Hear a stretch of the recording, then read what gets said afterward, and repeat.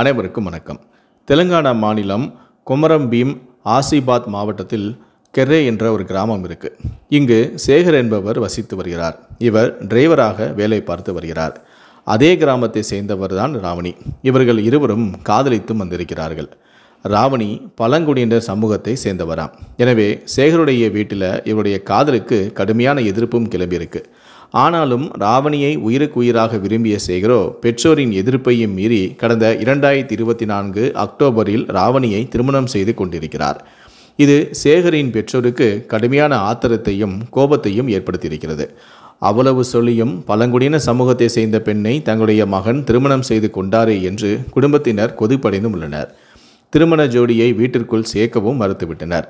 ஆனால் ராவணியின் வீட்டிலோ மணமக்களை ஏற்று ஆசீர்வதித்தனர். இதனால் சேகர் ராவணியின் வீட்டிலேயே தங்கி வந்துள்ளார். இப்போது 9 மாத கர்ப்பிணியாகவும் உள்ளார் ராவணி.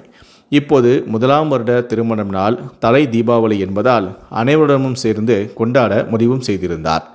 இதற்காக சேகர் தன்னுடைய மாமனார் மற்றும் மாமியாருடன் சேர்ந்து சமையல் செய்வதற்கு தேவையான விறகுகளை சேகரிக்க காட்டுப்பகுதிக்கு சென்றிருக்கிறார். இதனை சேகரின் அப்பாவான சாத்தையா கவனித்தும் இருக்கிறார்.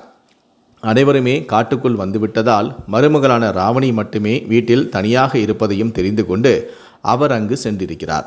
திடீரென வாசலில் மாமனார் வந்து நிற்கவும் மனம் மாறி வந்திருப்பதாக நினைத்த ராவணியோ மகிழ்ச்சியில் துள்ளி குதித்துள்ளார்.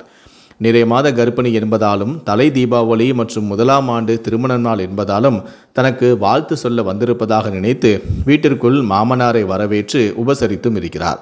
அப்போது திடீரென தான் மறைத்து வைத்திருந்த கோடாரியை எடுத்து மருமகளை வெட்ட பாய்ந்திருக்கிறார்.